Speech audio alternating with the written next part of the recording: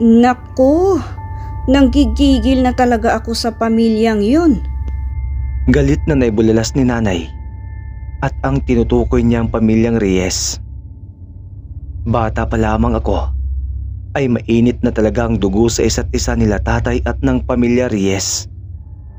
Nagkaroon kasi sila ng alitan sa pwesto sa mga lupa at hangganan.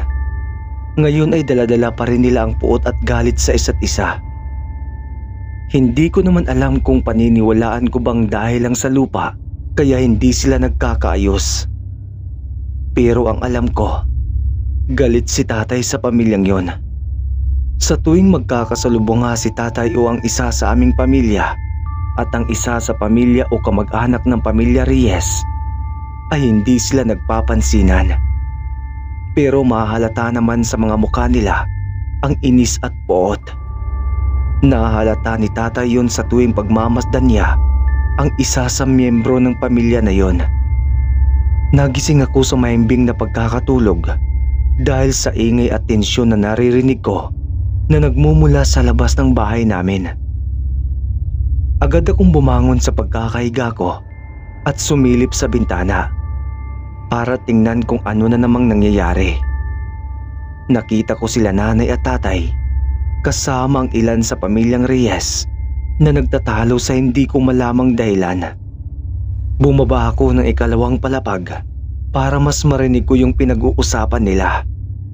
Mas lalo kong narinig yung malakas na boses ni nanay na sinisigawan ng pamilya Reyes at ang galit na tono ng boses ni tatay. Masamang mga tingin ng pamilya Reyes kina nanay at tatay. Yung tingin na hindi mo gugustuhin makita. Hindi ko alam kung anong pinagmula ng away na naman nila sa labas. Pero narinig ko yung sinabi ng isa sa pamilya Reyes na hindi raw marunong tumupad sa napag-usapan si tatay, na agad namang binara ni nanay. Nakita kong mas lalong nainis at nagalit yung pamilya kina nanay at tatay at mahalata yun sa mga mukha nila. Sa mga nakalipas na taon, palagi na lang nag-aaway sila tatay at ang pamilya Reyes sa hindi ko malamang dahilan. Magigising na lang akong nagkakasigawan na naman sila sa labas ng bahay o di kaya'y madadat ng bad trip sila nanay at tatay dahil sa pamilyang nakaaway nila. Magkapareho lang naman ang estado ng mga buhay namin sa buhay ng pamilya Reyes. Wala akong kaalam-alam kung bakit pinag-aawayan pa nila ang pwesto ng lupa o sa kung sa dapat pa bang pag-awayan ang ganoong bagay. Basta ang pagkakaalam ko, galit sila sa isa't isa. "Buwisit ka! Mali kayo ng pamilyang binangga! Pagsisisihan niyo ito!" Sigaw pa ni Mang Joshua.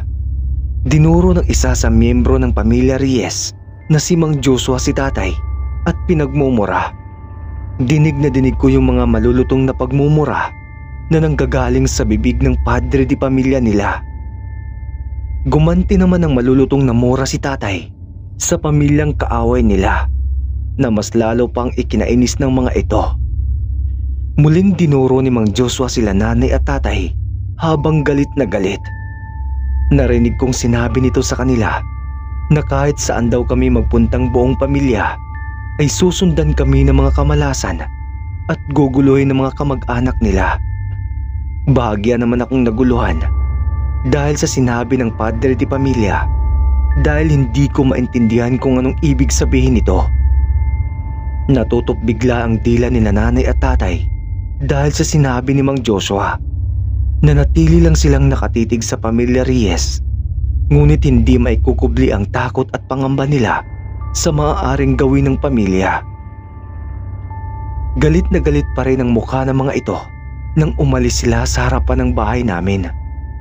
Mabilis nang pumasok sa loob sila nanay at tatay habang hindi pa rin inaalis ang takot sa mga mukha nila.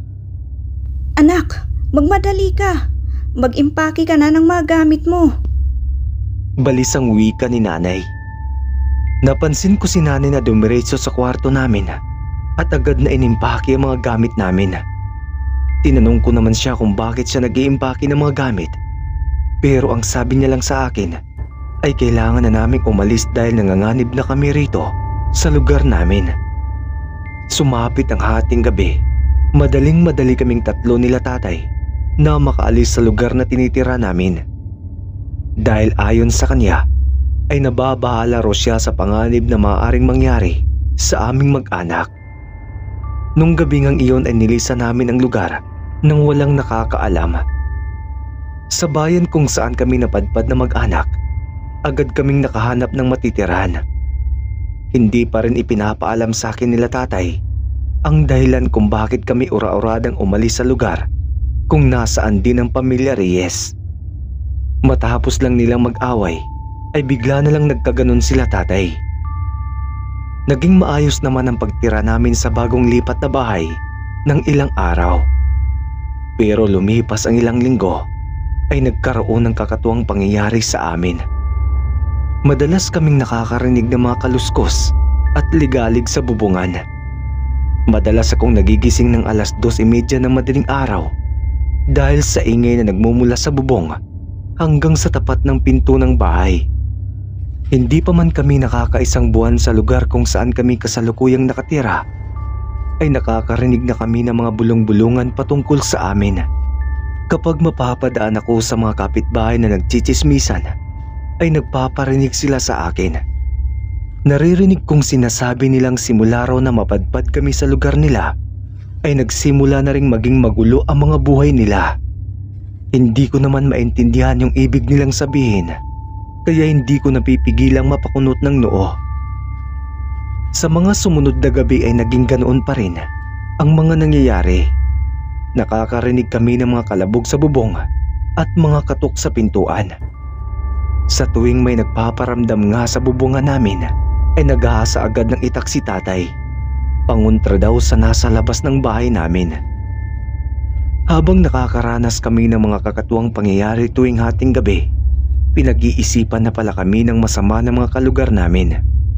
May nakapagsabi kasi sa amin na kami raw ang pinaghihinalaan ng mga tao ng mga aswang na nanggagambala sa mga residente sa lugar namin.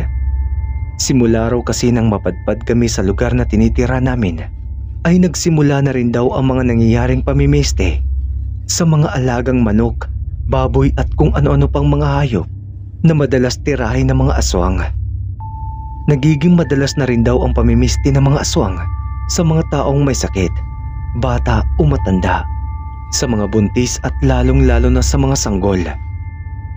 Kami rin daw ang pinaghihinalaan ng mga tao dahil bukod tangi lang daw kami na walang kinukwentong kakatuwa sa kanila. Nagalit si tatay nang marinig ang mga naging paratang sa amin ng mga tao. Alam naman daw namin na walang katotohanan ang lahat ng yon, kaya bakit daw kami paghihinalaan ng mga aswang? Sa ikalawang pagkakataon nga ay nilisan ulit namin ang lugar kung saan kasalukuyang kaming nakatira at lumipat ng ibang lugar. Nakakatanggap na kasi kami ng mga banta sa buhay namin at minsan pa nga ay binabato na ng mga tao ang bahay namin. Hinahanting na rin kami ng mga residente dahil sa tuwing mas tumatagal kami sa lugar na yon, mas dumadalas rin daw ang pamimiste ng mga sinasabi nilang aswang. Sinabi sa amin ni tatay na may pinagsususpetsahan na raw siya ng mga tao kung sino ang may pasimuno ng mga nangyayari sa amin. Tinanong ko naman siya kung sino yung mga taong tinutukoy niya, pero nanatiling tikom si tatay. Maging si nanay ay ayaw ring ipaalam sa akin, kaya mas lalo akong naguguluhan. Sa bayang napuntahan namin ay mabilis ulit kaming nakahanap ng bahay na matutuluyan. Hindi na siya kalakihan gaya ng una, pero kasyang-kasya naman kaming tatlo. Nagtataka ako kila nanay at tatay dahil ni minsan ay hindi na nila nabanggit ang pamilyang nakaaway nila. Nanatiling misteryo sa akin kung bakit biglaan ang pag-alis namin sa lugar kung nasaan ang pamilya Reyes. Kagaya ng naunang tinira namin, muling naulit ang mga kakatuwang nangyayari sa amin. Hindi pa man kami nakakatulog ng maayos sa loob ng 1 linggo, muli na namang nagparamdam ang mga kung anong gustong pumasok sa bahay namin. Nakakarinig na naman kami ng mga kaluskos at lagabog sa bubungan. At nagiging madalas yun na umaabot sa puntong hindi na namin nagagawang makatulog dahil sa pag-alala Kagaya nga rin ng naunang lugar na tinira namin, muli akong nakarinig ng mga bulong-bulungan patungkol sa amin. Parang naulit yung nangyari noong nauna dahil ganitong-ganito din yon. Sa tuwing makikita kami ng mga nakakakilala sa amin, palagi kaming pinag-uusapan na mag-anak. Naririnig din namin na kami ang pulutan o topic sa tuwing may usapan o tsismisa ng mga magkakapitbahay at mga kalapitbahay. May alam na ako sa kung ano ang ibinibintang nila sa amin. Lumapit sa amin ang isa sa mga concern sa aming pamilya at nagkwento. Kami raw ang sinasabi ng iilan sa mga residente na namimisti sa mga alaga nila. Kami raw ang pumapatay sa mga yon. At higit sa lahat, pinagbibintangan daw kaming mga aswang dahil simula raw nang mapadpad kami sa lugar nila ay nagsimula ng magkawalaan ng mga alagang hayop. Lumakas din daw ang mga paratang sa amin nang minsang titigan ni nanay ang isang buntis at batiin, at kinagabihan nga lang daw ay sumakit ng sumakit ang tiyan ng nabati ni nanay. Mariin namang itinanggi ni nanay na inaswang niya ang buntis na nabati niya dahil hindi naman daw kami mga aswang at ang simpleng pagbati ay natural lang naman daw. Galit na naman si tatay nang malamang na pagbibintangan na naman kami. Halata na sa mukha ni tatay ang galit at inis dahil sa paulit-ulit na panggagambala ng mga kung anong gumagambala sa amin. Buiset, kailan mo ba kami titigilan? Naibulong ni tatay. Madalas naman akong nakakakita ng isang malaking ibon na nakasampa sa bubungan namin tuwing sasapit ang paglubog ng araw. Hindi siya tipikal na isang klase ng ibon na nakikita sa pang-araw-araw. Isa siyang ibon na may halintulad sa isang paniki na triple-triple ang laki. Sa pangalawang pagkakataon nga ulit ay nilisan na naman namin ang lugar kung saan kami nakatira. Madalas na kasi kaming iwasan ng mga tao at pagbintangan kami raw ang mga aswang na namimisti sa kanila. Binabantaan pa kami na papatayin at susunugin ang bahay na tinitira namin. Ayaw na ni tatay na lumaki pa ang gulo, kaya nagdesisyon na siyang umalis na kami. Sa mga puntong ito, problemado na sila tatay at nanay kung saan kami titira. Hindi namin alam kung saan kami susunod na pupunta dahil nag-alala na sila sa maaaring mangyari sa aming pamilya. Naging panay tanong na rin ako sa kanilang dalawa ukol sa kung bakit kami umaalis ng biglaan sa bahay namin. Ngunit bigo pa rin akong malaman ang dahilan. Muli kaming nakahanap ng matitiran sa pangatlong pagkakataon. Mas maluwag yon kaysa sa pangalawa. Dahil sa mga nangyayari sa aming pamilya, ay madalas akong hindi makatulog ng maayos. Naglalaro sa isipan ko ang mga nangyari ng mga nakaraang gabi. Tahimik naman ang mga sumunod na gabi at walang naging bakas ng panggagambala sa amin. Ang akala ko nga'y maayos na ang lahat pero hindi pa pala. Matapos lang ang 3 linggong pananahimik, ay muli na namang nagparamdam ang kung anong nilalang sa bubong. Muling naulit ang mga nangyari sa naunang bahay at lugar na tinitira namin. Ginagambala na naman kami ng mga nilalang na gusto kaming saktan. Kagaya nga ng inaasahan namin, kami na naman ang napagsuspitsahan ng mga aswang na nanggagambala sa mga residente. Ang dinadahilan nila na kahit wala naman silang matibay na ebidensya, ay kami raw kasi ang bagong lipat sa lugar nila, kaya natural na kami raw ang agad na ituturo. Galit na naman si tatay dahil sa mga chismis na narinig niya. Kitang-kita ko sa itsura ng mukha ni tatay yung sobrang galit at puot dahil sa mga nangyayari, na napagbibintangan na naman kaming mga aswang. Muli na naman kaming tahimik na umalis sa lugar na kasalukuyan naming tinitiran dahil kagaya ng mga nauna ay napagbabantaan na naman kami. Ilang beses pa kaming nagpalipat-lipat ng lugar at bahay dahil sa paulit-ulit na sistemang nararanasan namin. Ilang beses na kaming napaparatangan na kami raw ay piyeste sa lugar nila. Kami raw ay mga aswang na nagdadala ng kamalasan sa kanila, kahit ang mga yon ay wala namang katotohanan. Isang araw nga ay may ipinagtapat si tatay. Ang sabi niya sa akin, ay hindi na raw niya kaya pang itago ang totoo sa akin. Ayaw din niya akong nakikitang nahihirapang mag-isip ng dahilan sa mga nangyayari sa amin ngayon, kaya minabuti na niyang ipaalam sa akin ang katotohanan. Akala ko ay aaminin ni tatay na kami ang mga aswang na nanggagambala sa bawat lugar na nalalagian namin, ngunit hindi. Sinabi niya sa akin ang dahilan kung bakit bigla kaming umalis sa lugar kung nasaan ang pamilya Reyes. Ang kwento niya sa akin ay matalik daw talaga silang magkaibigan ni Mang Joshua noong kabataan pa nila.